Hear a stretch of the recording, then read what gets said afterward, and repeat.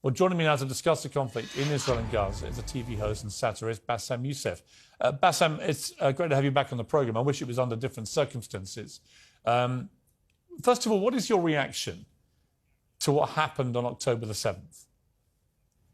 Oh, it was terrible, of course. I mean, we kind of get our news kind of also secondhand because, you know, my wife's family, they live in Gaza. They have cousins and uncles there, and their house also was bombed. We haven't been able to communicate with them for the past 3 days. Communication are lost. So we don't know actually what is the, how are they doing, but, you know, we're used to that. I mean, it's just like, it's very repetitive. We're used to that. We're used to them being bombed every time and moving from one place to the other. You know, it's just like those Palestinians, they're very dramatic. Israel killing us. But they never die. I mean, they always come back. You know, they're very difficult to kill, very difficult people to kill. I know because I'm married to one. I tried many times, couldn't kill her.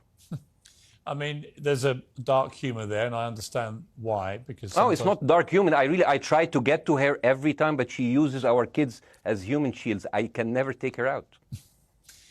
Again, I understand the humour, but to be serious, Bاسم, about this, tonight there is... I will be serious. Now, I will be serious. I was watching your interview with Ben Shapiro, and I'll tell you one thing. Yeah. I think that Ben Shapiro is one of the smartest people who ever walked this earth. He's very, very smart. I follow him, and I believe everything he said. And when he came on your show, his solution was, and I quote, his solution was that the solution for this is for Israel to annex Gaza and to kill as many son of bitches as possible to make sure that this will never happen again. And anyone who called for a ceasefire will be a terrorist sympathizer. So God forbid, I don't want to be labeled as a terrorist sympathizer. So I agree with Ben Shapiro. I think we should kill as many son of bitches as possible. Well, let me, so okay, far, but Bاسm, let me...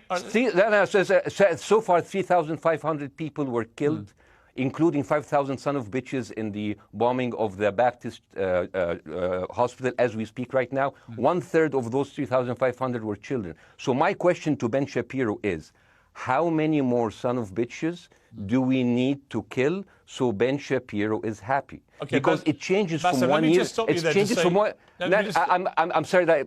Listen, I'm really at a disadvantage here. I'm looking at a camera. I don't see you. I can hear you on my ears. The reason I'm interrupting so is I think you might be.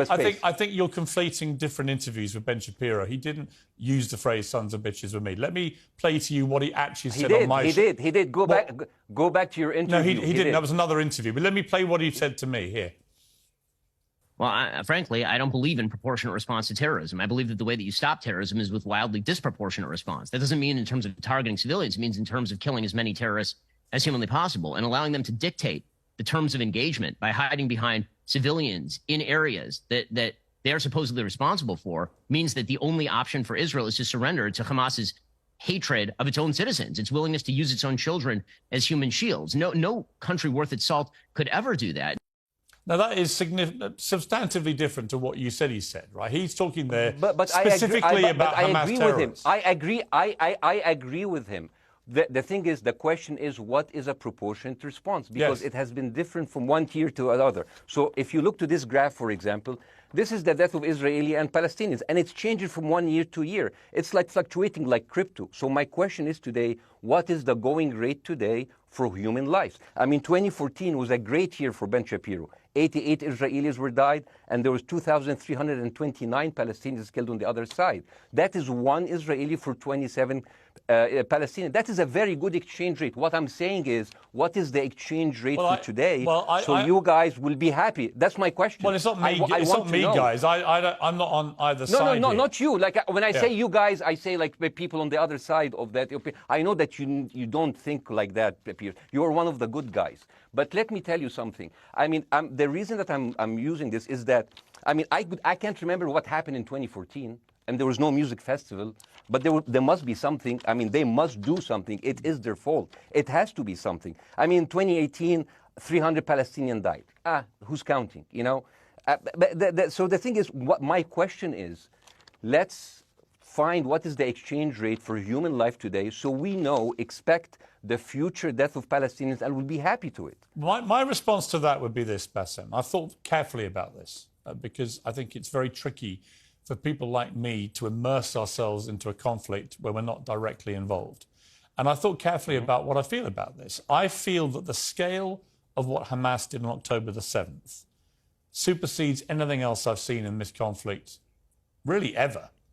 The savagery, the butchery, the slaughter of 1,300 people, the shooting of babies, the 100%. kidnapping of grandmothers and so on. So if we can agree on that, which I think is inarguable, then the question then becomes, again, about proportion. I don't disagree that there's been a lot of bad stuff on both sides going back historically for decades. But if we agree that this was on a different level altogether, quite deliberately by Hamas, designed to provoke... No, here's my question. Let me ask you a question. And the question, because you raised it earlier about proportion. I honestly don't know what the proportionate response is. I honestly don't. I don't. I've been watching the airstrikes this week thinking... So what's your question? Well, I would ask you, if you were Israel, what would you... If I was Israel? If you were Israel and that had happened to you, what would you think would be the appropriate way for the country to respond? I would do exactly like Israel did, kill as many people as possible, since the world is letting me do it. I mean, I can do it because I can, you know. But the thing is, you know what? I agree with you. And you know what? I'm going to be even ahead of you, because I see the question coming. Do you condemn Hamas for the atrocity? Yes, I condemn Hamas. I condemn Hamas. I condemn Hamas is the source of all evil. They're a reason for everything. And you know what? Let's, for a minute, imagine a world without Hamas. Right. What will this word look like? Let's give this word a name, and let's name this word the West Bank. Hamas has absolutely no control in the West Bank, and since the beginning of this year, only through August, 37 Palestinian kids were killed. No music festival, no paragliding, no Hamas. Since the occupation of the West Bank, 7,000 Palestinians were killed. No music festival, no paragliding, no Hamas. I can go on and on and on and on. No, but you don't need to, because in a way you're preaching to the choir. I've followed this crisis. Oh no, you're not preaching. So the thing is, like, well, in the sense that I know that what you're saying has validity. Of course, Piers. By the way, Piers. I am at a disadvantage here. I can hear you. I cannot see you. I am in a claustrophobic room, and so please cut me some slack and don't interrupt me and interrupt my points. Sure. So, because this has to be fair. Understand. Because if you want to only hear your opinion, I can just condemn Hamas and go home. I can do that. So, do you want to do that, or do you have a much more nuanced conversation? No, I absolutely want to have a nuanced conversation. I wasn't aware I was interrupting you. I thought I was letting you speak. Amazing. So let's. I mean, I would say I really applaud Israel for doing one thing that no military force in the world does. Because I heard Ben Shapiro and I heard Ron DeSantis, and they said Israel is the only military force in the world that warns civilians before bombing them. I mean, how fucking cute. That is so nice of them. Because with this logic, if Russian troops started warning Ukrainians before bombing their houses, we're cool with Putin, right? I mean, okay, Habibi, you have warned them, go invade. It's fine. You have done your job. I mean, the thing is, and I understand, and I also heard Ben Shapiro talking about Human Shield. So you remember my wife's family, they live in Gaza. So I asked them, I told them, when Israel give you the nice warning, the cute warning, does Hamas force you to stay in your home so you can be bombed and use as Human Shield? You know what, Hassan here, my wife's cousin, he's a loser, you know. He told me, you know, when I asked him, does that happen? He told me, no. The lying son of a bitch lied to me. I told him, you don't understand. Ben Shapiro and Ron DeSantis keep saying that Israel warned you and Hamas asked you to stay put. So I told you, he's a loser. He never kept a job. He even failed in all of the interviews to become like a Human Shield. I would believe Ben Shapiro. Let me ask you this, Bassam. So let's go with that. No. Let me ask you this. At some point, I must be able to ask you questions. It's not a monologue for you, Bassam. If we agree that for the 14,000 casualties, I mean, who's counting, are Human Shield, does that mean that every single one of those civilians was standing, obscuring a military target behind them? Because that's a lot of weapons. I mean, Hamas is packing. No, of course it doesn't. And look, it doesn't. So there's some collateral damage. Lots of collateral damage. Yes. It's fine, yeah. You kill some to save some and then kill some more. Yeah, I agree. Yeah. Well, let me ask you this. Again, it comes back to proportionate response. When the world decided it had to get rid of ISIS because of the appalling butchery they were carrying out, it did so by also killing very sadly, a lot of civilians along the way by doing airstrikes against places which But killing civilians are inevitable. You said that in the beginning. My point is, it's inevitable. Yeah, but once Israel has decided that they want to get rid of Hamas, and Hamas is embedded with civilian population, I'm very concerned about what's going to happen next. I've written a column tonight saying, I remember the Iraq War, which I opposed, right? I remember all this. So my question for you is, what would you think would be an appropriate response by Israel to what happened? Well, these are years of disproportionate responses of Israel. Right. Did it solve the solution? Did it solve the problem? Did it work before, so it will work? What will be the surprise this time? What will be the twist that will make this work this time? What will be different this time? Seriously, I mean, like, this is only the last 15 years. I mean, because it's too many papers. I just got this. But how will this be different? And the thing is, I am so glad in the introduction that you mentioned the Iraq War. I applaud you, Piers, for saying that, because you were honest about it. You said that spreading lies like WMDs make people look at those people as less of humans, and they would accept the death of 1 million Iraqi, whether by sanctions or by invasion, right? You are a good man. This is amazing. And you know what is similar?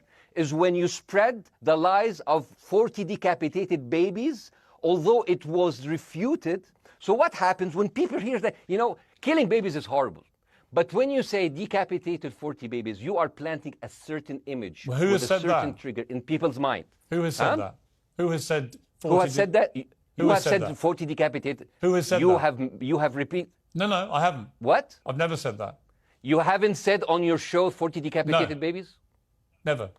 Ben Shapiro didn't say it? No. Ron DeSantis didn't say Nobody it? has said it.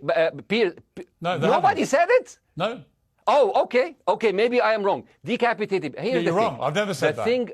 What happened, no, you're wrong. But the thing is, when Iraq, the thing is, the same thing is happening in Iraq. Ben Shapiro once tweeted, not even about Gaza, about the West Bank, when Israel continued to build the illegal settlement. He said, 2017, Israel likes to build things, and Arabs, not Palestine, not Hamas, Arabs like to bomb crap and live in open sewage. Yeah, I thought that was very the Israeli defense minister, he said, those are human animals.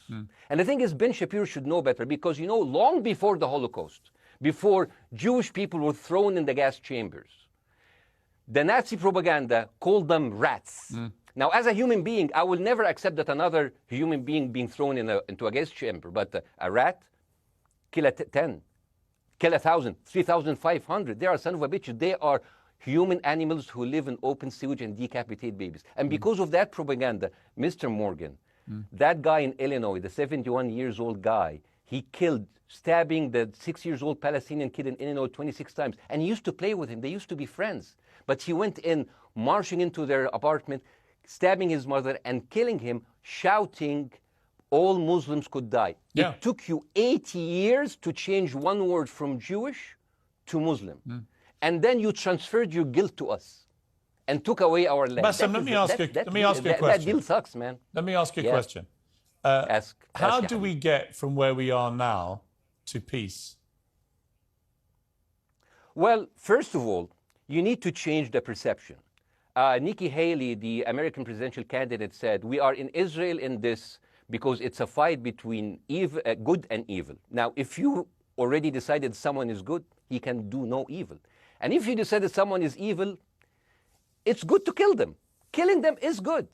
You see, and the thing is, it is not like something new. I mean, I look at history and I see, I'm sorry to say this, but Westerners has always dealt like this with indigenous people.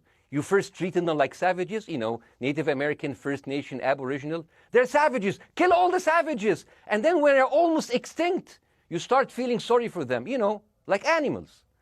So maybe the solution is that we kill as many Palestinians as possible, so the few of them that remains do not bother you. And maybe Netanyahu, when he lives for another 100 years, he'll become a tree hugger. Let me just challenge you on this. And he will campaign for preserving the three Palestinian. You keep talking about Westerners like me. Okay, so let me return the favor, okay?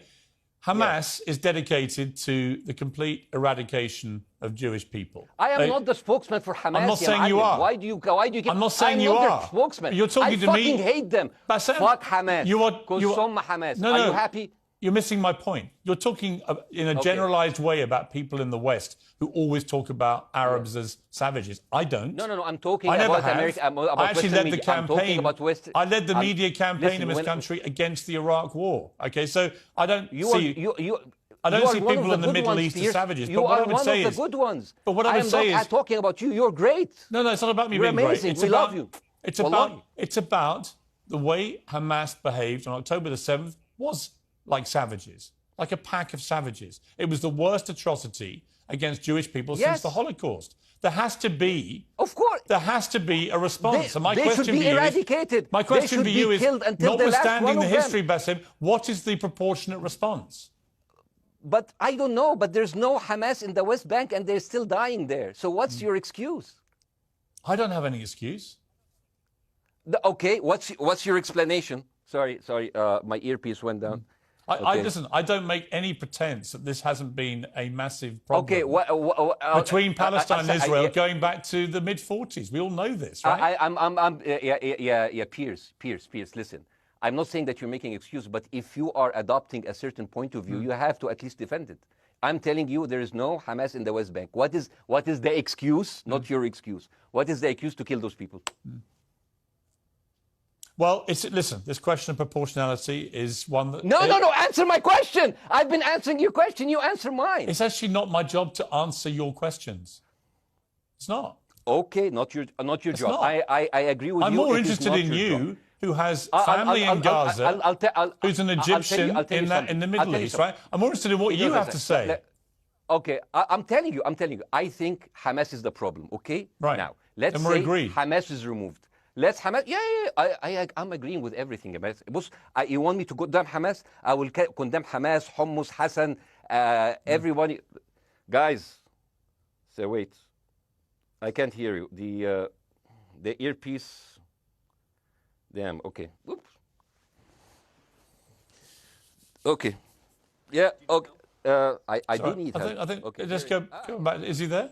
You go back. Can you hear me? Okay, go. Thank you, guys. Can you hear, Bassem? Yeah, now I can hear you. Okay. So here's the thing. Can you hear? Okay. So, let's say, for example, Hamas ceased to exist. Okay? Do you hear me? Yes. Yeah? Hamas ceased to exist today. Now, right now, in Palestine, in West Bank and Gaza, 20% of Palestinians go through Israeli prison system, whether imprisonment, whether interrogation, whether torture.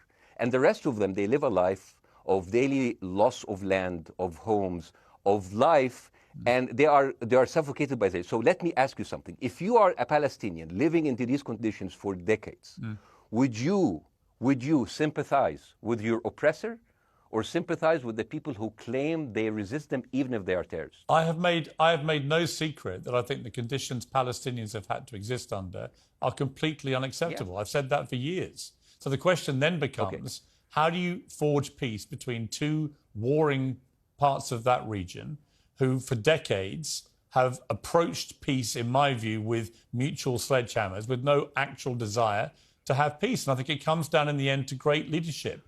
And I don't think there's great leadership. I don't think, well, hang on, let me make my point. I don't think there's great leadership on either side. Where is the Nelson Mandela figure here to come through all this hatred on both sides? Nelson Mandela? Yeah, where is that figure? Nelson Mandela actually have criticized Israel for being a horrible state. All of the South African activists have actually called Israel. My point is about how he responded to a country that was so divided. Is a template for how you get to peace, isn't it? I haven't met Nelson Mandela, so I wouldn't know. But there is a point. There's a very important point here. You know, I want to understand what is the logic of Israel carpet bombing Gaza. I mean, if there is a logic, if this will make Israel safe, I want to hear the logic. So if they continue bombing, what are they hoping to achieve? Well, I think we know what their stated aim is. Their stated aim is to eradicate and wipe out Hamas. They believe Hamas are living predominantly in northern Gaza. They also are aware they're living amongst civilians. So it's an incredibly difficult thing. As I said in my monologue, it is very, very difficult to see how they do this without massive collateral damage. So if I can understand this correctly, basically Israel is doing this to pressure the Palestinian community in Gaza to turn against Hamas. Is that right? I'm sure that's part of it, yes. That's part of it. So this is exactly what terrorist organizations do, because terrorist organizations will have no chance beating a whole nation in battle. So they terrorize and they kill the civilians in order to spread fear and terror so they can turn against their government to change their policy or to resign. You have just compared Israel with ISIS. No, I haven't. I don't see any comparison between It's going to be the headlines tomorrow. Piers Morgan, Israel is ISIS. Only amongst people who weren't listening. The comparison, which is more apposite, is ISIS and Hamas. They are both nihilistic terror groups intent on killing as many Jewish people and others as they can possibly kill. And you can't get peace with people like that. Absolutely. You know what? I'm going to do something that nobody done on your television. You know what I'm going to do on your episode? I'm going to pretend that I'm an Israeli citizen. I'm going to put myself in the place of an Israeli settler in the kibbutz. And I want to speak to my Prime Minister, Benjamin Netanyahu. Mr. Benjamin Netanyahu, I have voted for you because you have promised us peace and prosperity and security. On the 7th of October, those son of bitches Hamas, they went into the fence that is regularly heavily guarded. Usually if there's like a dove that comes close to it, it will be shot. Those people went in and they went for 6 hours before IDF forces was deployed, killing our friends, our families, kidnapping our grandmothers and babies, and went in. I want to ask you, Mr. Prime Minister, after you have fractured the Israeli community and you have fucked our courts, our Supreme Courts, what are you doing with the money being given to you, to the United States? Also, you are carpet bombing Gaza with absolutely no regard to our hostages, our people. I heard a rumor in the kibbutz that you're doing that you let that happen as an excuse to carpet bomb Gaza, so you push them into Sinai. And I didn't believe it. It's like, not my prime minister. He can never do that. And then I watched an interview for Danny Ayalon. He was your chief advisor. He was also the Israeli ambassador to the United States. And you know what he said, Mr. Prime Minister? He said that the solution for those Palestinians is to go into a vast land of Sinai and live into tent cities temporarily, temporarily, wink wink, until we build Gaza again, and then we invite you back. يعني عبط احنا بقى. يعني فاهمني؟ We've seen this movie before. So يعني, and when I saw this, I couldn't explain to my fellows in the kibbutz, how come our Israeli government is trading human lives for another piece of land?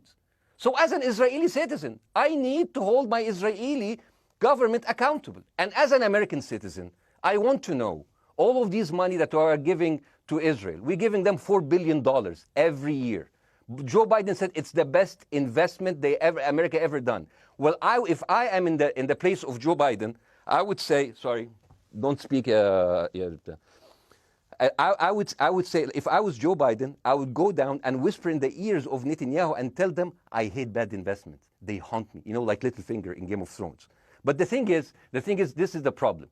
Israel always victimizes itself, and I have never seen a victim putting their oppressor under siege and bombing them 24/7. Israel wants you to believe that they are the victim. Dealing with Israel is so difficult. It's like being in a relationship with a narcissistic psychopath. He fucks you up, and then he makes you think it's your fault. All right, you Bاسم. look at Israel as Superman, but they're really Homelander. Bاسm. Wallahi, they are shooting Bاسm, fish in a barrel, and they are annoyed with the splashes. Bاسm, I want to say two things. One, if you could just slightly manage your language. We are uncensored, but if you keep swearing, I'm very sorry. We have to apologise to viewers who may be offended by that. I apologize. But I understand passions run high, so let's not get too bogged down about the odd swear word. I apologize to the viewers. I apologize to the viewers for my language. My second question is this: after the sight of dead civilians. After the break, we have the managing director of the Daily Wire, which is Ben Shapiro's company. We were going to interview him on his own, but he's happy to come on and talk with you directly if you are prepared to stay. Well, of course, I can stay, but again, I am... I am in a disadvantage, and I would like to have my space to respond. Okay, we'll come back after the break. Because here's the thing. There's Bassem, two things we're I going to go to a before, break. all right? When we come back from the break, we'll be you and Jeremy Boring from the Daily Wire. I have news. We're taking a short break, Bassem. I'll be back. Welcome back to Uncensored. For more on the situation in Israel, I'm joined now by the CEO and co-founder of the Daily Wire, Ben Shapiro's partner, Jeremy Boring. Jeremy, thank you very much indeed for joining me. I'm sorry we demoted you earlier to mere MD. You are the CEO and co-founder. You know Ben Shapiro better than anyone, really. I did a big interview with Ben, obviously, the other night, which went around the world and has sparked a big reaction, including from our guest, Bassem Youssef, who's still with us. First of all, you've been listening to Bassem and what he's been saying. What's your response? Well, first of all, I make it a point not to speak for Ben Shapiro. He's got a 20 IQ points on me and speaks for a living professionally, so he's much better prepared to defend himself. But as his business partner, as his best friend, I do feel like I have to respond to the things that Bassem was just saying. First of all, the question of how many sons of bitches have to be killed in order to end this conflict, I suppose that the answer is as many of them as it takes. That doesn't mean that I or Ben or any decent person in their right mind is happy with the killing of civilians. I posted at the very beginning of this conflict that a woman or a child blown apart in Gaza is just as tragic as a Jewish baby killed in one of the settlements. That doesn't mean that Israel's actions and the actions of Hamas are morally equivalent. You know, the tragedy is the tragedy, but the moral equivalency is nonsense. If you entered Israel with the express purpose of targeting and murdering civilians with your own hands in cold blood, that is not comparable to Israel bombing targets in the Gaza Strip and killing civilians as a terrible, tragic consequence. War is terrible. War is an awful thing. That's why decent people don't lightly engage in war, and why Hamas should not have incited this war. You know, we can talk about the history of the Israeli conflict. I'm not a professional political commentator. I'm a CEO. I'm a screenwriter, and I'm certainly not Ben Shapiro. I'm not here to discuss the history of the Israeli-Palestinian conflict, but we all saw what happened on October 7th.